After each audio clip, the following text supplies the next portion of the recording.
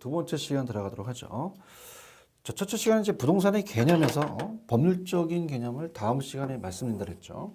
자, 그래서 부동산의 개념의 법제도적, 법률적인 개념이에요. 자, 법률적인 개념은 협의 부동산과 광의 부동산이 있습니다. 자, 협의는 이제 민법에서만 나오는 우리가 그러니까 법을 좁게 봤다는 얘기죠. 협의는 좁게 본다. 어느 법만? 민법만. 민법만 봤을 때 자, 우리가 토지 및 그 정착물이라고 그래요. 토지 및 그 정착물. 근데 광의는요. 협의의 부동산을 포함해서 거기에 의제 중부동산까지 합친 거죠. 자, 그러면 민법은 물론이고 각각 개별법에 나왔기 때문에 법을 넓게 봤다는 겁니다. 자, 그럼 의제 중부동산이라는 것은 우리가 부동산에 준한다는 건데요. 자, 우리가 민법에서 그러니까 우리가 전반적으로 이래요. 부동산 학계로는 우리 부동산 학계로는 여러 학문들을 개괄적으로 우리가 다루는 학문이에요. 자, 그렇기 때문에 민법하고 공법, 세법 다 나와요. 그래서 민법을 공부하시고 접목해서 같이 들으셔야 돼요. 그죠? 그래서 이제 민법에서 말씀하시기를 우리 교수님이 동산과 부동산은 자, 공시를 합니다. 자, 이 물건이 내 거라는 소유권에 대해서. 그럼 동산은 점유로서 하고요. 부동산은 등기로 해요. 왜냐하면 부동성이라는 걸 나중에 배우시거든요. 이동할 수 없다. 자, 그렇다면은 저도쵸? 여러분이 쓰고 계신 볼펜은 여러분 거 맞죠? 점유로서 되지만 부동산은 점유로 안 돼요. 자, 우리가 동산은 그냥 옆에 있는 사람한테 볼펜을 넘기게 되면 야, 내가 3,000원에 팔 테니까 너 등기해 와라. 완전 이상한 사람이죠. 근데 부동산은 어떻게 됩니까? 권리를 이전시키려면 소유권을 이전시켜야 돼요. 기록을 올린다. 그래서 등기를 해야 됩니다. 그래서 공시 방법이 달라요. 공시 방법이. 자, 그래서 이렇게 다르다는 자체를 이제 봤을 때 자, 어떤 게 이제 문제냐면 자동차가 나옵니다. 자동차라는 것은 원래는 동산입니다. 점유를 하게 되면은 여러분들 자동차를 누가 와서 내가 점유할 거야 그럼 큰일 나요. 안방까지 끌고 들어가야 되죠. 그러면 자동차도 등록증이라는 게 나와요. 그럼 등기 등록의 공시선을 갖춘다면 부동산에 준하여 의자가 간주하자는 얘기죠. 그래서 이렇게 보시면 되거든요. 그래서 다 개별법에 나와 있어요. 자, 그래서 그렇게 염두에 보신다면 전체적인 틀을 이제 우리가 보여드릴게요. 그러면 그 박스에 복합 개념의 부동산에 자, 협의 부동산은 민법까지만 얘기하고요. 민법 제99조 1항의 토지 및 그 정착물, 광의는 협의 민법에다가 준부동산의 개별법을 포함시킵니다. 자, 그렇다면은 자, 우리가 그 쭉 페이지를 넘겨보시다면 중부동산이라는 파트가 있습니다. 그래서 중부동산으로 가게 되면요. 자, 우리 중부동산은 책에 나와 있는 개념이 자, 원래는 자동차는 동산이에요. 중부동산은 그 성질상 민법상의 부동산을 볼 수 없죠. 재화의 성격이나 관리 입장에서 볼 때 물권 변동을 위한 공시 방법으로 등기 등록에 불가피한 특정한 동산 또는 동산과 부동산의 집합체인 재단 등을 말합니다. 자, 그렇다면은 자, 특징은 이제 중부동산은 민법상 부동산이 아니지만 학문적 관점에서 광의 부동산을 분류되는 것으로서 우리가 개별법이기 때문에 광의에 들어간다는 얘기죠. 자, 그러면 중부동산은 감정평가의 대상이 됩니다. 나중에 자동차도 감정평가를 한다고 배우시는데 특히 이제 거래사례 비교법으로 해요. 사례가 많기 때문에 저당권에 대한 목적이 될 수도 있죠. 자, 우리가 어떻습니까? 자동차도 저당권 설정할 수 있죠. 자동차를 할부로 사게 되면 캐피탈에서 저당권 설정합니다. 그다음에 중개의 대상이 될 수도 있습니다.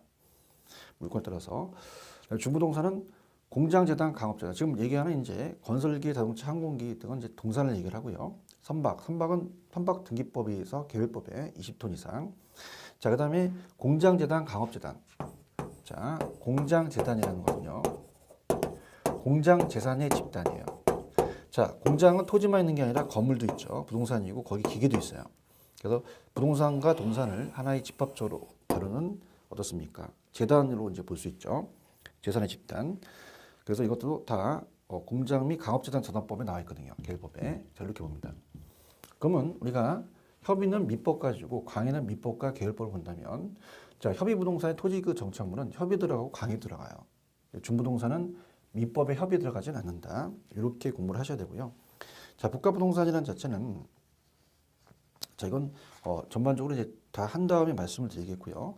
앞쪽으로 다시 가시면 앞쪽 파트에 그 부동산의 개념에 복합 개념의 부동산의 다음에 정착물이라는 개념이 있어요. 자, 그래서 정착물에다가도 별표를 하나 쳐놓으시기 바랍니다. 자, 정착물도 우리가 이 자체적으로 우리가 시험 문제가 나와요. 자, 그렇다면 우리가 민법에서 말하는 거와 학교에서 말하는 게 약간 다릅니다. 그래서 민법에서는 토지 및 그 정착물이라고 해요. 여기서 그라는 것은 그녀를 얘기하는 게 아니라 토지를 얘기합니다. 자, 그러면은 정착물이라는 것은 항상 일시적으로 정착되어 있으면 안 돼요. 자, 계속적이라는 게 시험에 나옵니다. 계속적으로 정착이 되어 있어야 되고, 그 다음에 자, 항구적이고 영구적이라는 표현을 씁니다. 이렇게 보고요. 그럼 정착물이 자, 민법에서는 토지 및 그 정착물은 토지 정착물을 얘기합니다. 자, 토지 정착물은 민법에서 얘기하는 거죠. 민법에서. 자, 민법에서는 자, 우리 민법 교수님이 이제 저한테 말씀드릴 때 자, 어떻게 말씀드리냐면 독립된 독립물들이 있고요.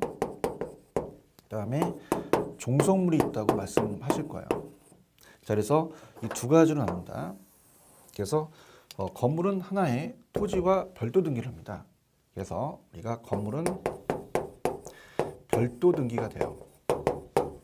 하기 때문에 토지와 건물은 하나의 별개인 거래 객체가 됩니다. 그래서 별도로 보는 게 우리나라 민법이에요. 토지와 건물은 따로따로 보는 거죠.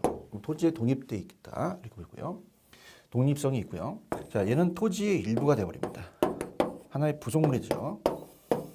그래서 우리가 담장이나 축대, 도로의 포장, 도로 같은 거라든지 이런 것들은 별도 등기한다는 얘기 못 들으셨죠? 자, 이거는 우리가 토지의 내용이 포함되다 보니까 여기에 따라가요.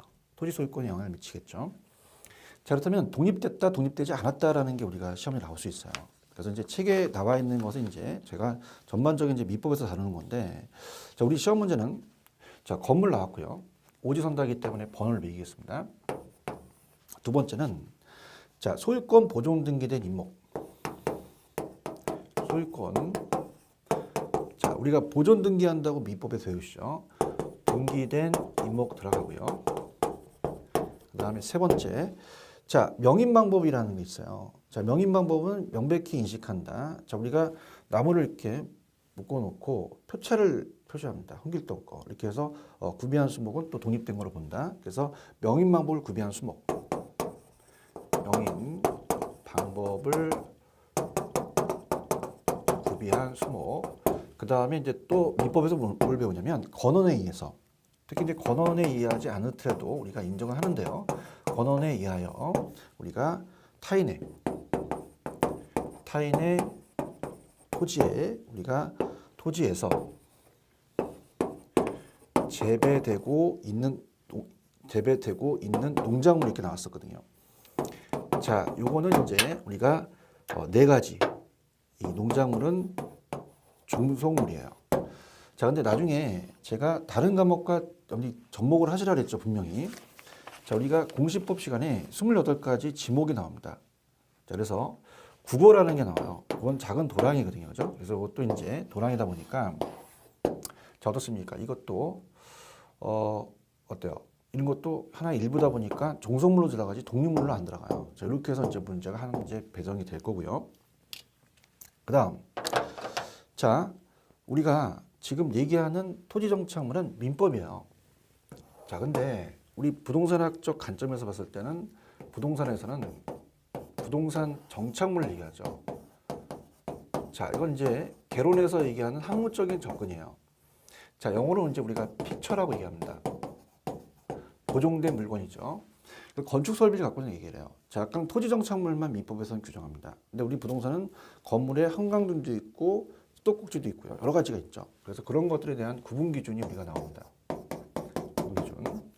그래서 뭐 부착 방법이라든지 성격이라든지 의도라든지 관계인데 특히 관계가 중요합니다. 관계가. 그래서 관계가 중요하기 때문에 자, 다른 것들은 이제 제가 책을 보면서 설명을 할 텐데요. 자, 관계가 중요한 게 자, 우리가 자, 지금 건물주가 있어요. 건물주가 임대인입니다. 자, 임대인은 얘가 계속적으로 항구적으로 얘가 임차를 해요. 계속 임차인한테. 그러면 임대인이 설치한 물은 정착물로 보죠. 근데 임차인이 설치한 건 임대차기 보통 2년이잖아요. 그럼 임차인이 설치한 임차인 정착물은 부동산 정착물로 보지 않고 동산으로 봅니다. 동산. 자, 그래서 요게 이제 시험에 잘 나오고요. 그 다음에 우리가 토지에 대해서